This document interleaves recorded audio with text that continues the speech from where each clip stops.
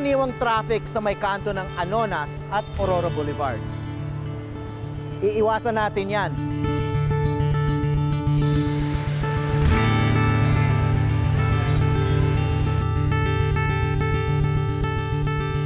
Ma'am, pwede magtanong lang? Bakit si tingin nyo pinangalan to na Anonas Station? Wala pong idea. Oo. Alam nyo ba kung ano yung Anonas? Okay, thank you. Ang Anonas po, pwedeng inalay po siya from a specific person na pwedeng may na-contribute siya sa Philippine history po natin. Okay. Thank you. Wala na naman po, Okay. Sir Howie. Salamat. Kalsada ko yun dyan sa kanto. Okay. Bukod doon, Hindi ko ano na siya? alam kung ano yung Paano naging Anonas Street yung Anonas Street? Yung Project 3. Kasi dyan karamihan dyan, puro dyan prutas. So, prutas siya. Siguro. Hindi ko pwedeng sabihin. Nakakita ka na ba ng Anonas? Rin. Okay. Ang Anonas ay isang puno na kapamilya ng atis na nakakain din ng bunga.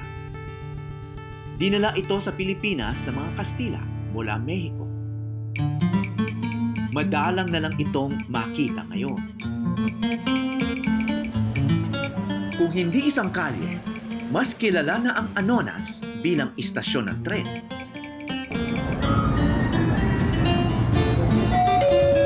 Arriving at Santolan Terminal Station. Paparating na sa Santolan Terminal Station.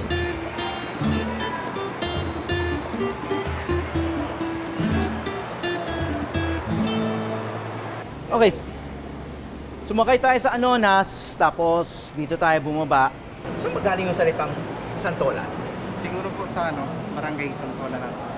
Pero bago siya naging barangay, ano ba yung Santolan? Hindi ko po alam. Parang sa puno ng puno ata ng Santol.